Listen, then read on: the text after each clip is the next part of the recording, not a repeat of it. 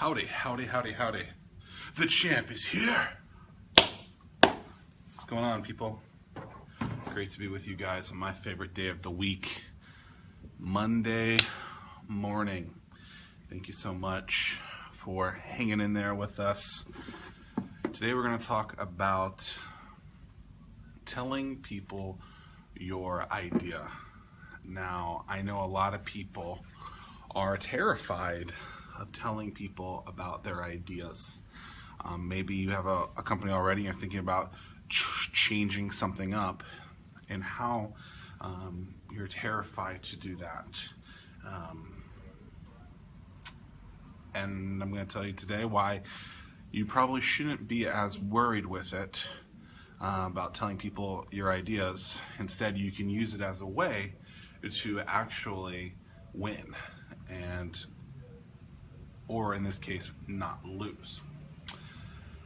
So who's with us today? Thank you guys for watching. If you're liking what you're watching, or you have a question, all you have to do is simply comment below. Hey Dean, what's up, man? So I think a lot of people are afraid to tell their ideas because they don't want someone to steal it, or they don't know really anything about it yet, or they think that if they just, once it's there, everything will happen. And what I think is that when you have an idea, even if you're afraid to tell too many people, one thing that you can do is tell a small group of people that you think may be your prospect or potential customer. And the reason why I think you should do this is understanding what they actually are looking for. Figure out what their exact pain points are, or what's kind of keeping them up at night. What you'll find is that when you learn about these people, your idea is important, right? But if it's not solving their problem, what you'll learn is that you're actually going to be doing a disservice to yourself. But if it's not solving, and what I mean by that is, if you go and spend 9 months on something, and then you finally get that in front of someone who you think is your prospect customer, and they're like, yeah, it's nice, but it's not really what I'm looking for. You've wasted 9 months. It's kind of one of the reasons why I think business plans in that sense are a bad thing too, right? You haven't tested anything. You haven't figured out anything that people are actually looking for, and you're just guesstimating. You're just taking your hypothesis and building off of it. Well, instead, take that kind of idea, take that hypothesis, and fact check it, basically, right? So if you were writing an article, and you were in high school or college and you had to write an article, you're going to go and you're going to try and fact check the information that you're doing. You should do the same thing in your business, but instead of just fact checking, go up to the prospect people and say who and what are they looking for, right? And so a great example is when we started 1004. One of the reasons why we started it was because people kept asking us for this thing that we had only given people exclusively, right? And so that gave me thinking, okay, this is this is something here, but I don't know what it is. And so went to the people who had asked for something before and said, hey, would you be interested in using this thing? How much does it cost? And we had no idea what it looks like. Obviously, it looks, it's 12, 18 months old now. It's a fully automated kind of platform, but day one it wasn't. And so I think you have to understand what people are looking for and get that information out. The last thing you want to do is lose time in your life, right? Hello, Stephen from Las Vegas. Good to see you. A lot of people are just too concerned about themselves instead of actually getting the information out to people. And so if you're terrified to get that in front of someone, what I recommend doing is getting together the equivalents of a small focus group and having a conversation with people and figure out what exactly in your industry or in your platform is really keeping them up. What kind of struggles are they going through? Because what you don't want to do is just build to build. And so many people do this. So many companies build something and then it never works because ultimately The people who wanted it were looking for something different. It's just noon, having probably my second cup of coffee, a little late today. For those of you watching, what kind of things have you been scared about in the past, and what were the reasons why you were scared to tell someone about your idea? A great example on kind of the feature things that I was telling you about is, remember when social networks were really popular, Facebook before? Think about the things that were there before, but they have evolved from, right? And a great way to tell this is, you have a social network and you don't have anyone on it yet. So if you don't have anyone on it yet, and the main feature isn't messaging, you probably shouldn't create a messaging board or platform in that until you actually get those people on it. And so remember, day one, I think I went to West Virginia University. I think our college was one of the top 150 or so on Facebook. And when we got on it, it really was just the wall, right? You might be able to connect with people in just the wall. That was the core. How can you find out people that are at the same school with you and see if you can get people on there? Because acquiring people is really, really, really difficult. Like Keith will tell you, his company is all about getting people to learn about what they're doing, right? And it's really difficult for people to get their brands out there. It's really difficult to acquire new users. And so I think people overlook this in kind of the idea stage, and they think, oh, I had the greatest thing, the greatest idea since sliced bread.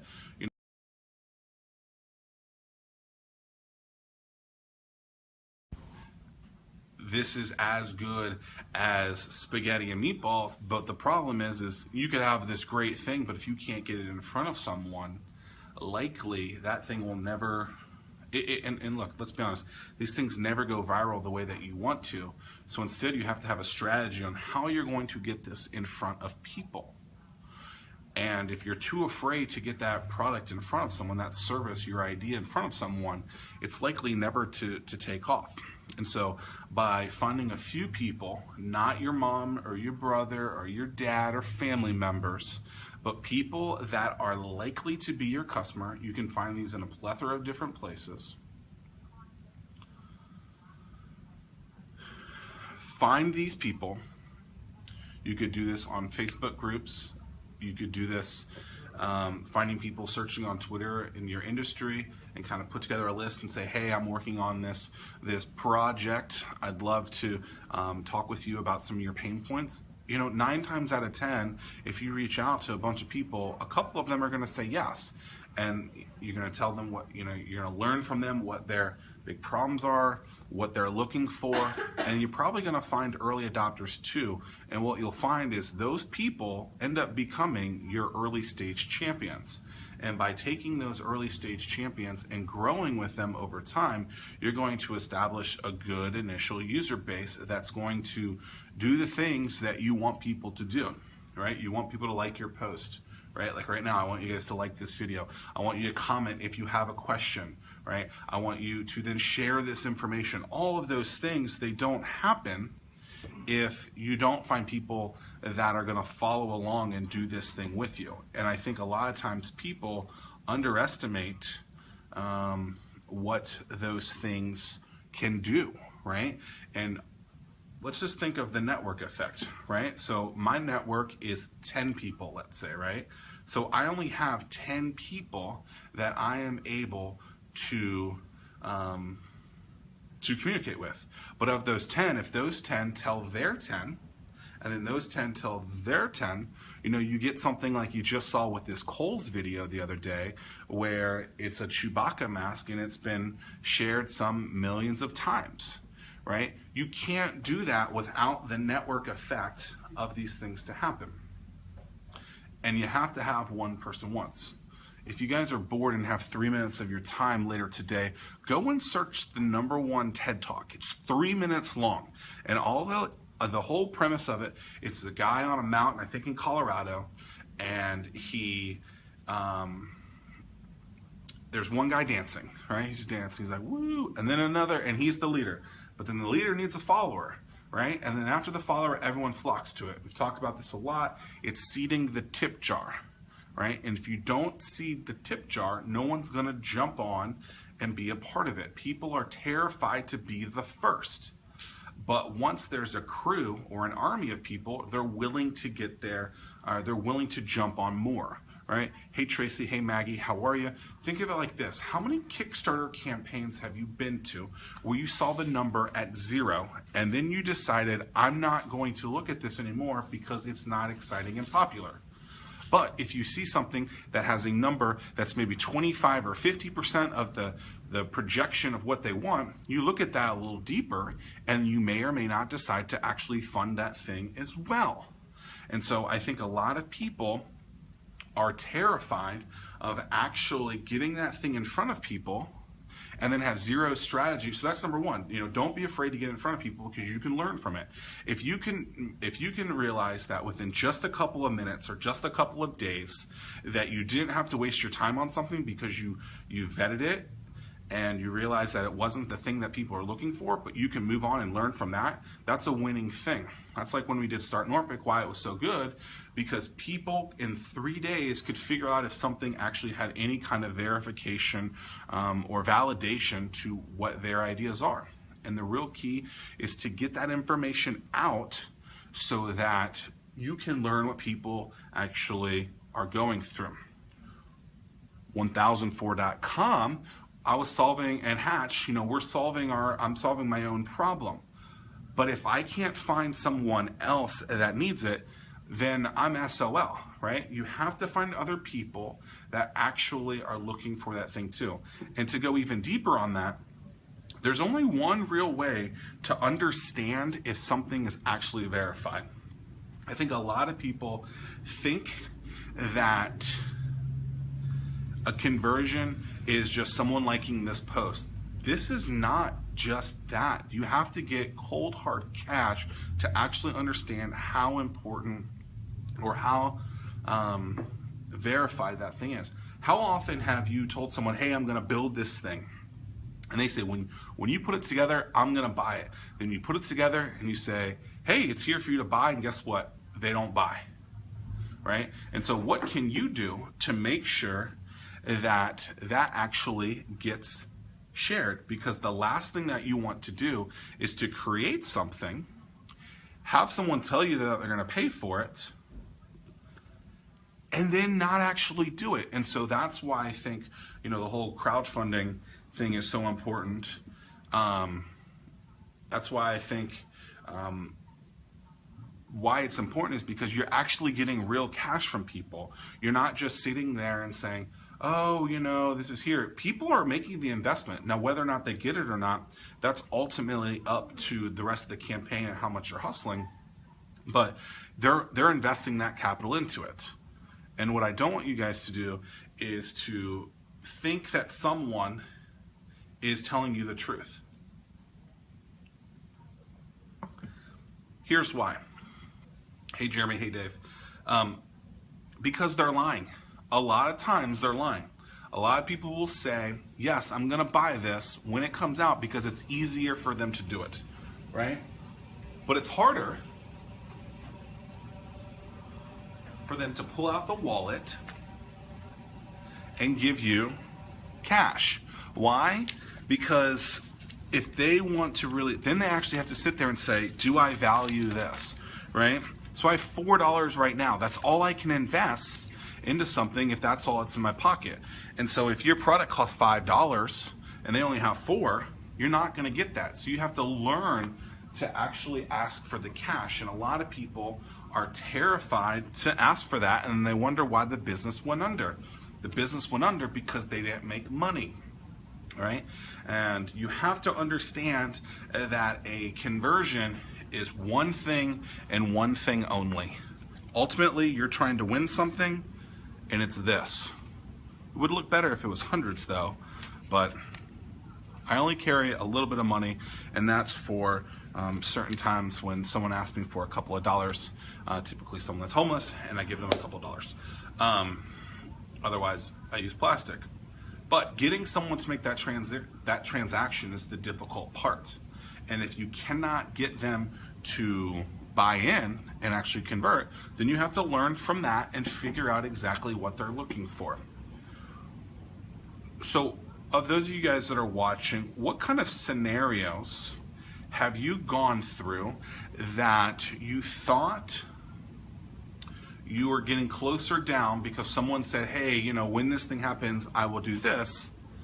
And then ultimately, when you present it to them, it doesn't work.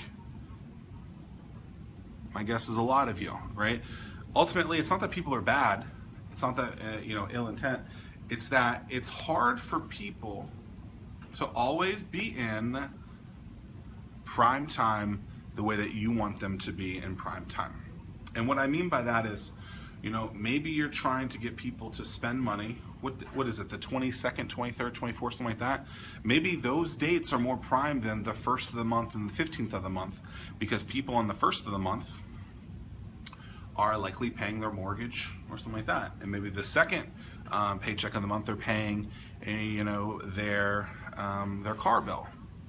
And then, the little bit of money that they have left over, they're spending it on their family and making sure they're afloat. So it might not be that they don't want you, it just means that they actually don't have the budget for you. And so what I recommend in this scenario is understanding if people are actually going to be a potential customer.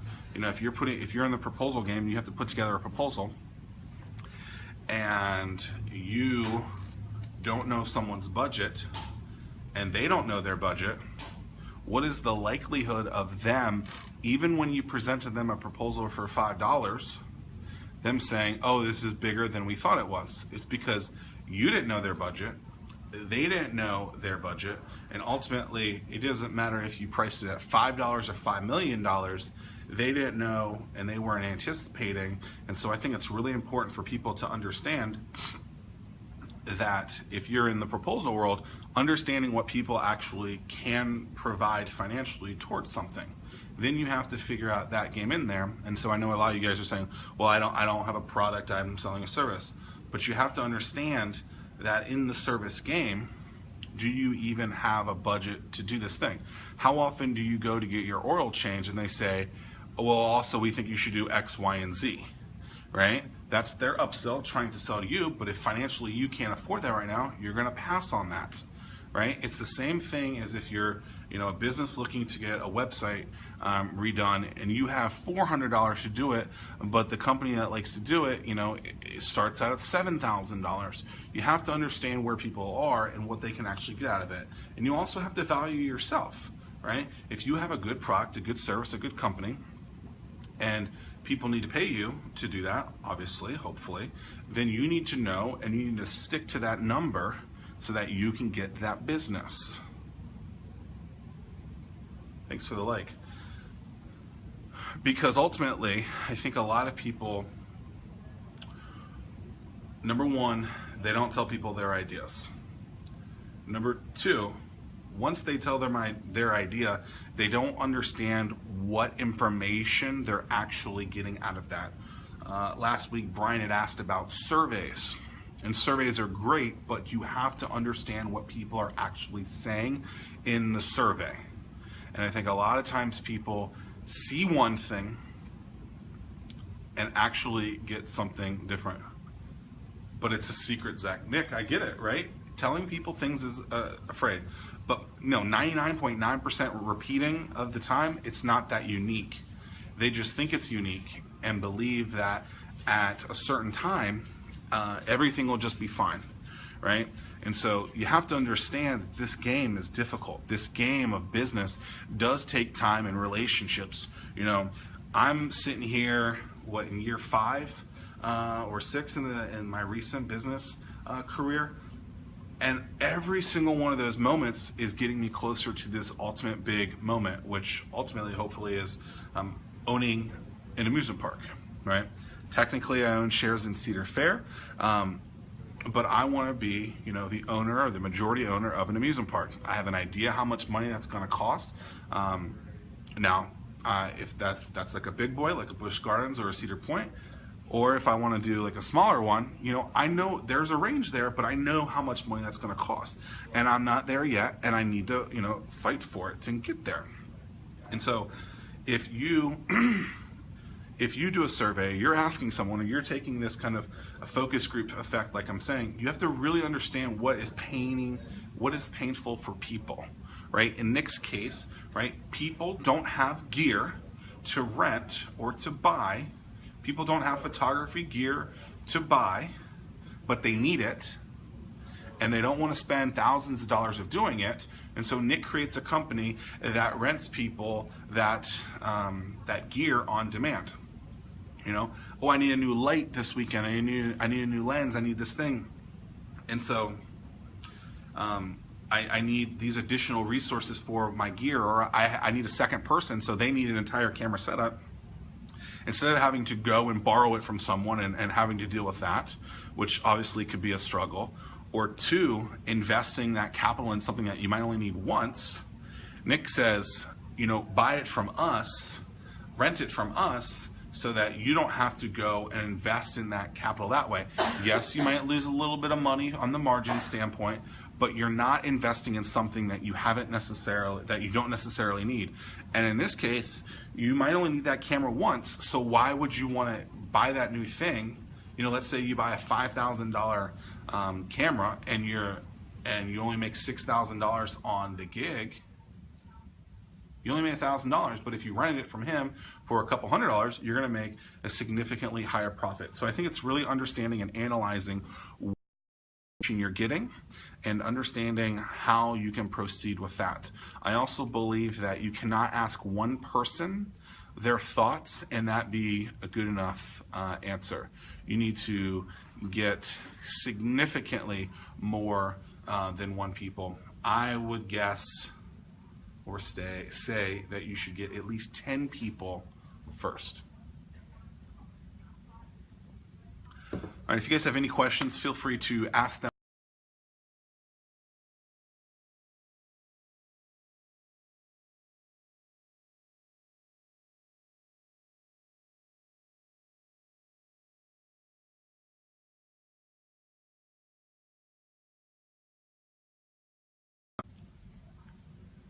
All right, if you guys have any questions, please feel free to ask them below. If this information was valuable for you, would love to get a like, a love, or a wow. W for wow. And share them with your friends, comment questions. If you guys wanted to reach out to me, simply email me at ZACK, that's Zach, that's me, at startwithhatch.com. Would love to answer any of your questions. And really understand this, that I understand that telling people your idea is scary.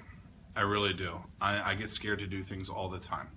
The problem is we can't learn if we don't do that thing. You know, you hear me say, you know, if you want an action to happen, you have to create that action. Well, if you want to get new business, you have to ask someone for that business. If you are in high school or college and you find someone, you know, attractive and you want to maybe ask them out, you have to ask them out. You have to, you know, create a relationship with them in those things. And so you have to understand that you just have to tell people, right? And it's better to tell people now than in 270 days, right? You hear the financial people say all the time, even just putting $1 now, it will accrue to a bigger number today and tomorrow and the next day and ongoing than it would if you started this at a later time, right? And so there's no better time to start creating a community, to create and start bringing people on than now. Hey, Randy, what's up?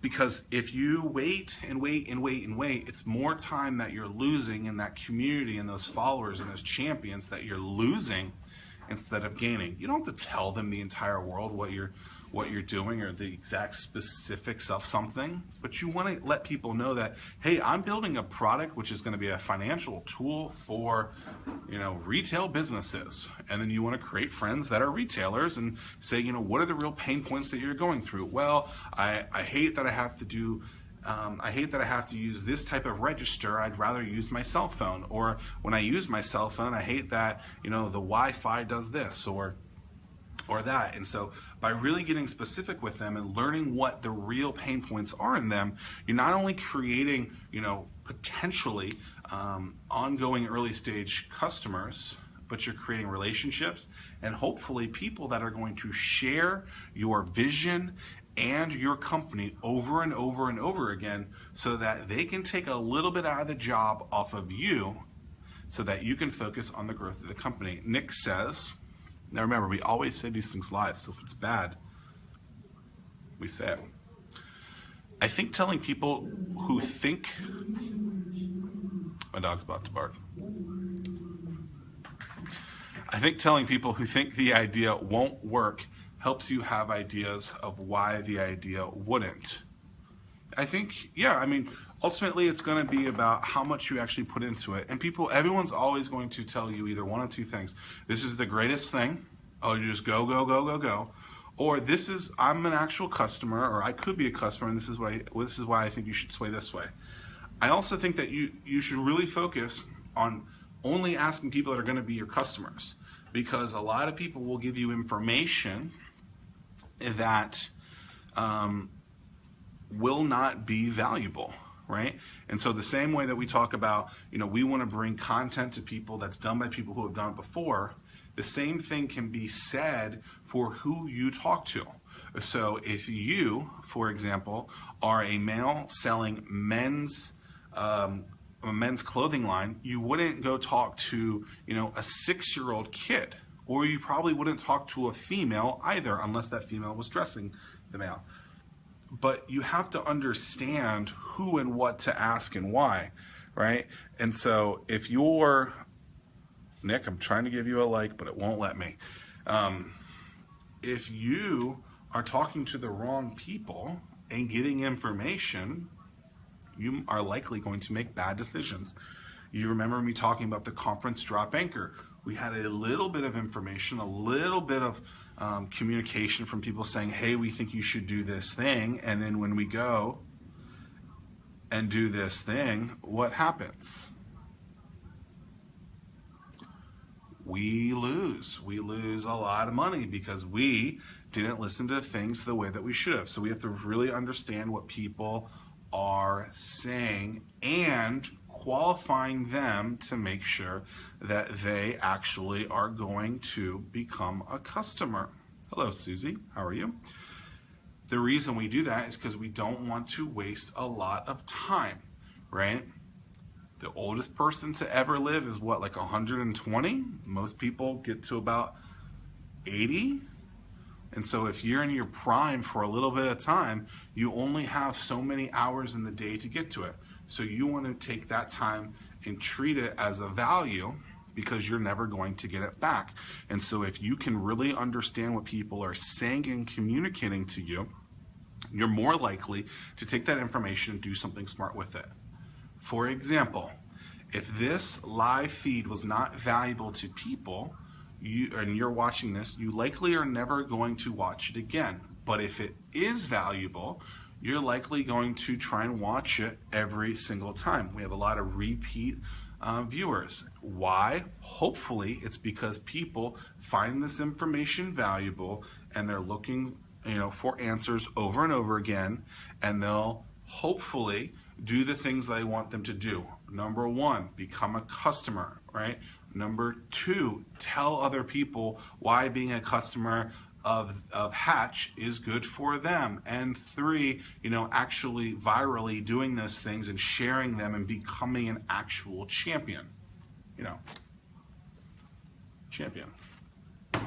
And so but all those things take time. All of them take strategy. All of those things take taking risk and understanding what people are looking for, and then understanding what that is, and are you actually even capable of doing something? I think a lot of people say, I have this great idea, but they don't spend any time or money on it to fix it. And what ultimately happens is it doesn't work because they financially can't do it, they technically can't do it, or they want to build it and they will come mindsets and they just want this thing to happen. All the time people say, oh, I want a co-founder because basically what I hear is that I want them to do all the work, right? If it's not a technical person because the business person can't build it, it's the business person looking for a technical person, and vice versa. And so really digging deep, really going to bat for yourself and I was rewatching some videos this morning from our conference Execute, and someone said, it's going through the pains of where you can learn. At the end of the day, just shut up and learn how to do it yourself, because you'll learn so much from that. Yes, outsource when you can and all those things, but if you don't know it's a problem, you don't know what really to fix, and you have to learn from people what they're looking for. So before I sign off, if you guys have any questions, would love to answer them. Or you can feel free to message me later. It's going to be a great week here. It's going to be a great week with you guys. I think it's really important for people to really understand that the path is the one that they want to go through. In my life, I've had some negative things happen, but I always pushed through and knew that the path that I wanted to hit, the path that I wanted to get to, I could get there if I bust my ass and push through. And so as I get closer to those goals, as I get closer to those things, it's always good to look back and reflect on where you've come. And a lot of times people don't do that. And a lot of times people, they only think about the upside, but always remember where you came from. Thanks, Susie. I look back and say, when people say, "Oh, how do you feel about this?" or "How do you're here today? It's just great. Did you ever think this?" And I said, I know where I've come from. As a kid, growing up, the pain that I went through there, the stuff that I've gone through in high school, college, early business career, early days of Hatch and all those things, relationship. I know what I've gone through to get there, and I know that I've learned from there, and I'm going to continue to learn from each one of those pieces of my journey to make things better, and you can too, right? I'm not trying to be Tony Robbins here. I'm not trying to inspire you or anything like that. Just realize that, everything happens for a reason, and that path is getting closer and closer for you to achieve the things that you want. And even on your deepest, darkest days, get through it, and the next day will be better, and keep fighting for that end goal and understand what that goal is and what it really looks like. And the path is going to look like this. It's never a straight line, but you can get there, and you will get there, but it's not always easy. And pushing through each and every day and understanding that the journey is allowing you one more day every day to get closer and closer to that ultimate